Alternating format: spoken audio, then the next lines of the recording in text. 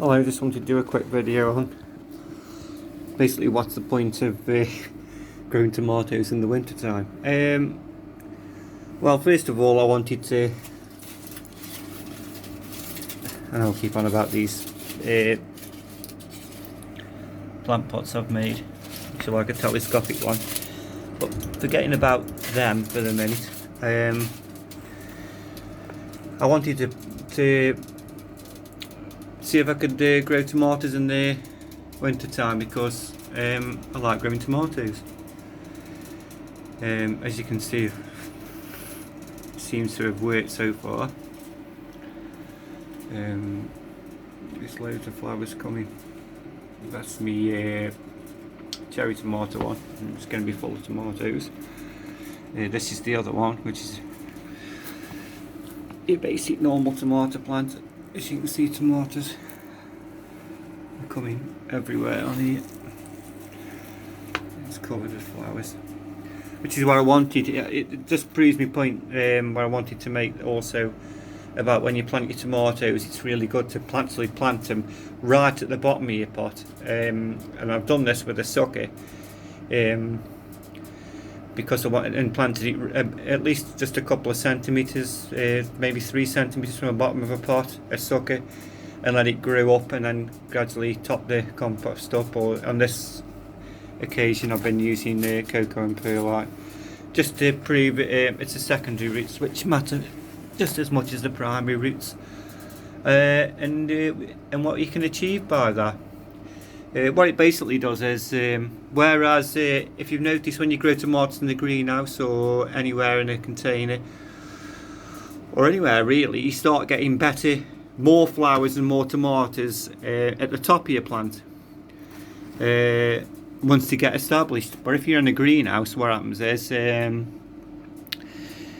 you've already hit the greenhouse roof, and it's a bit of a pain in the backside. So if you start them off really low at the bottom of your pot and do what I've done in my videos, then your full-size tomatoes will start lower down. Technically they haven't started lower down. It's because I've been removing flowers as they've grown inside the pot and branches, and then as they've grown out, I've left the first one's flowers on there, which have actually appeared, which would have been probably the third amount of flowers, if that makes any sense to you. Well, what I'm going to do is post one of my first videos I did on YouTube, and then I've been posting them regularly as well as on here to show what I've done, and that'll explain it a bit better. But yeah, it does work. Another thing I wanted to try was this cocoa, growing in cocoa and perlite. I bought a bag of from a local shop of I wasn't sure what I was buying, to be honest with you, because I just didn't want to use compost, and I also wanted to try liquid fertilizer in the bottom of a tray, and just put your plant pot in there. So you haven't got to use a telescopic pot, because there isn't any. You can use a normal pot and just leave it in there and then grow them, so I haven't got to water them or look after them.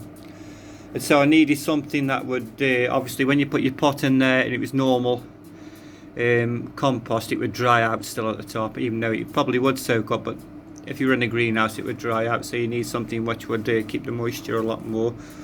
So I bought this cocoa and perlite, which was 70% cocoa, 30% perlite. And what I found with that is that it definitely meant that putting a pot, obviously with your normal plant pot with holes in a tray with this liquid fertilizer just above the bottom of the rim, meant when I put this cocoa and perlite in, it soaked it up. It went quite quickly, so it remains damp. It doesn't go dry, it doesn't dry it out, and it draws it up constantly, so it just stays moist, slightly moist. But it's also with the perlite in there, it allows the roots to, I suppose, breathe, if you like. And if you look at the roots in there, can you see them? There's quite a lot of roots there growing. And obviously they're all secondary roots, because I've already planted a sucker, and these plant pots are full of roots, and they're taking the nutrients up really well. And so yeah, So what I'm thinking of is maybe when it comes to February time, already starting these plants off. Start growing some of these tomatoes, and then taking the pots out with tomatoes on in March and putting them in the greenhouse. So April time, even though it's getting warmer and it won't be, the frost's gone, I will have tomatoes on there, and some of them hopefully changing. So I'm hoping this interests somebody. But yeah, so far so good. I mean, what I found out is it's really important if you're setting your plant pots in a tray of liquid just to put something there. I've got this foil there to stop the light hitting the water and getting algae in there. I've had no trouble with that since I've covered it up. I used foil because it was just easier to cover it up, because I've got 2 pots in here.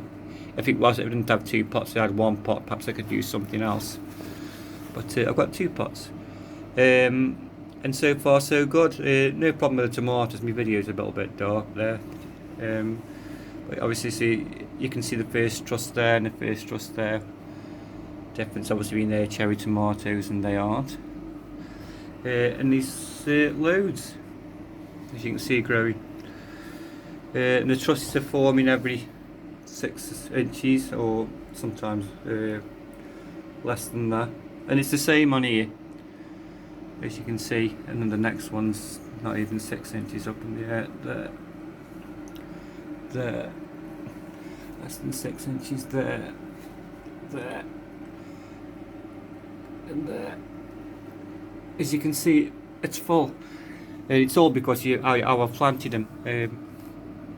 So it's really important to plant them really deep if you're going to start growing tomatoes. It's also good if I could get these made, these telescopic pots made, because you haven't got to transplant into little pots and into another pot and so on, and then transfer them out into the greenhouse. This would be a lot easier. But anyway, so far so good. It seems to be working out fine. Lots of tomatoes. It's quite easy to do. And then maybe I'll be looking to do something similar, experiment in the greenhouse next year. But I shall definitely have tomatoes at Christmas time, fresh tomatoes.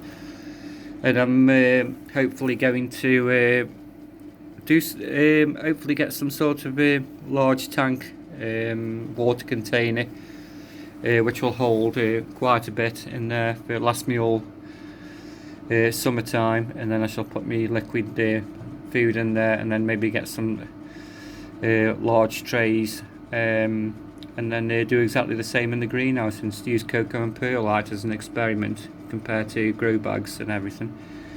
Just put plant pots in there with this cocoa and perlite and some clay balls in the bottom, and just keep the tray topped up with liquid fertilizer and nothing else, because it seems to work. And I think in the summer, in the sun, it wouldn't take any looking after. Okay, if this interests anybody, I'd like to hear any feedback. And if you slightly get confused, it's because I am autistic, so I do have a bit of trouble with communication, but I hope you understand that. Okay then, thank you, bye.